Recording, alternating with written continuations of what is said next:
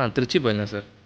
அது நம்ம ஊரு. நம்ம ஊரில் போயிட்டு எல்ஏ சினிமாஸ் போயிருந்தோம். சரி. அங்கே போன உடனே அவ்வளோ சந்தோஷம்.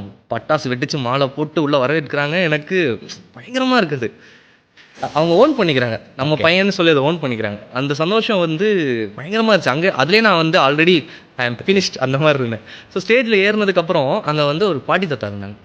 அவங்க வந்து அங்கேருந்து சொல்கிறாங்க, என் பையன் வந்து சென்னையில் இருக்கான், அவன் நேற்று படம் பார்த்துட்டான், பார்த்த உடனே எங்களுக்கு டிக்கெட் போட்டு நீங்கள் போய் கண்டிப்பாக பார்க்கணுன்னு சொன்னாங்க, நாங்கள் 2 பேர் வந்தோம், நீ நல்லா இருப்பா அப்படின்னாங்க.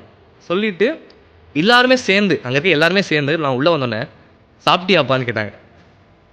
எனக்கு அது இல்லை, அது ரொம்ப ஒரு முக்கியமான உணர்வு இல்லை. ஒரு ஒரு ஒரு வார்த்தை தான் அது. ஆனால் அந்த வார்த்தையை எங்கே யார்கிட்ட பயன்படுத்துகிறோம், எந்த சூழலில் பயன்படுத்துகிறோங்கிறதுக்கான அந்த தருணத்துலேருந்து அந்த வார்த்தைக்கான வேல்யூ இருக்குன்னு நினைக்கிறேன்.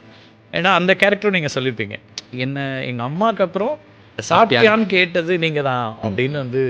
அப்போ ஒரு சிம்பிளாக ஒரு சாப்பிட்டியான்னு கேட்குறதுல இருக்கக்கூடிய கன்சர்னுக்காக கூட இந்த உலகம் இயங்கிக்கிட்டே இருக்கும். ஆமாம், கண்டிப்பாக சார்.